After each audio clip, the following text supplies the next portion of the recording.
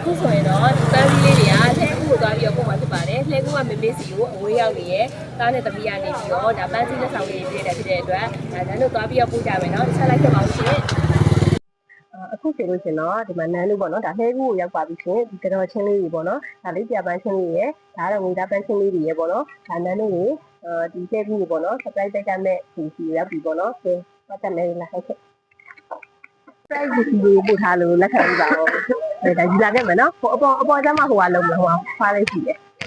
ပန်းစီလေးစိတ်ကျောင်းနေဆိုပြတကယ်လို့ဒီကြီးနဲ့လာနော်အမှားစကားလေးလည်းပါလိုက်တယ်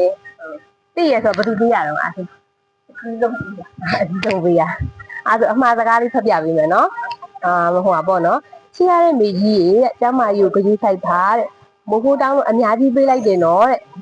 စားချင်တာတွေဝယ်စားနော်တဲ့ကျမ်းမအောင်နေနော်တဲ့ဒီထက်မကလှုပ်ကျွေးမှာမို့လို့တဲ့အသက်ရှိရှိနေပြီးပါနော်တဲ့ဒါနေပြီးတော့ပေါ့နော်ဒါအမှားစားပေါ့နော်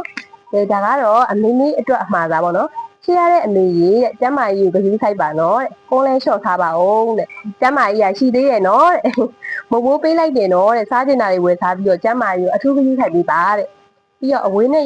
ရောက်နေရပေါ့နော်သားနဲ့သမီးကဆူတောင်းပေးထားရနော်တဲ့အဝေးရောက်နေပြီမဲ့တဲ့အားလုံးကိုတတိယပါတယ်တဲ့ကျန်းကျန်းမာမာနဲ့အကုန်လုံးဒီသားစုတွေအကုန်လုံးကျန်းကျန်းမာမာနဲ့နေကြပါတဲ့ပါလေးပြောချင်သေးတယ်သားနဲ့သမီးကိုအမှားစားလေးပြန်ပြီးတော့ပါပေးပါအောင်ကျမကပေးနိုင်ပါပြီလို့ဒီဘက်ပို့နိုင်မေးရမောင်ဖားကိုကြည့်နိုင်ပါစေသူတို့သားသမီးရလည်းဆူတောင်းပေးပါရပေါ့နော်ပြင်းစင်းနေပြီးပါသေးလို့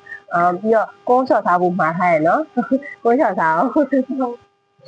မငွေရပြောသေးခြင်းလို့ဆိုတော့လေဒါလေးဒီလက်ခံပြီးတော့ဓာတ်ပုံလေးနဲ့ရိုက်ချင်ပြီးတယ်သူတို့ပြန်ပြီးတော့လေပြအောင်လေဟိုကမိုင်းကိုဒီကောသူတို့ပြောလို့ရတာ